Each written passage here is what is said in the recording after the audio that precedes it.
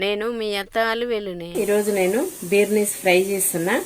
బీర్నీస్ గిల్లి పెట్టుకున్నా, onions cut చేసి పెట్టుకున్నా, కొత్తిమీర. బీర్నీస్ ఉడకబెట్టడానికి వాటర్ పెట్టుకుంటున్నా.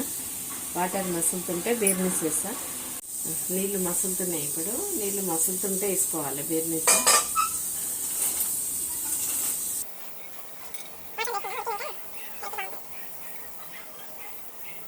ఇప్పుడు ఉడికినాయి కదా, ఇప్పుడు ఫిల్టర్తో తీస్తాం.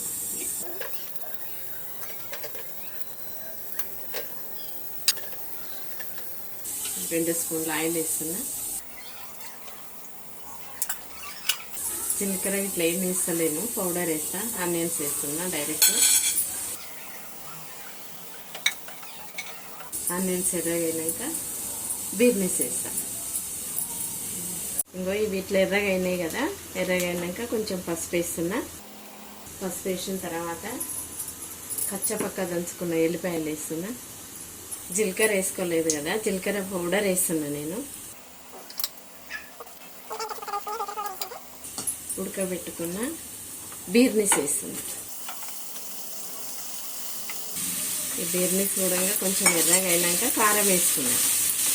ఫ్రై అంటే కొంచెం ఫ్రై లాగానే ఉండాలి, కర్రీలాగా ఉండకూడదని. కొంచెం ఎర్రగా కావాలి.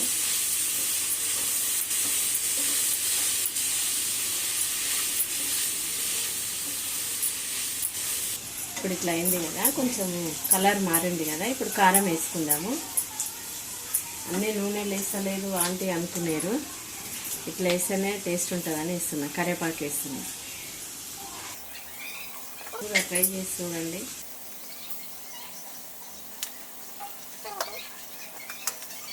సాల్ట్ తగినంత సాల్ట్ వేసుకోండి.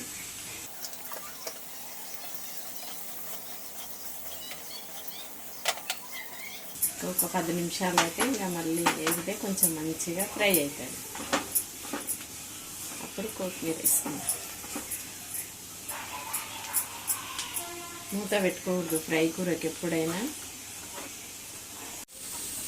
ఇట్లా అయింది కదా, మంచిగా దగ్గరికి. కొంచెం ఫ్రైకి నూనె ఎక్కువనే పడుతుంది.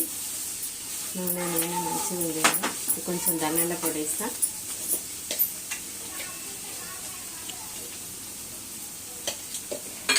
ధనియాల పొడి వేసినాక కొత్తిమీర వేసుకుంటున్నా, కట్ చేసి పెట్టుకున్నా.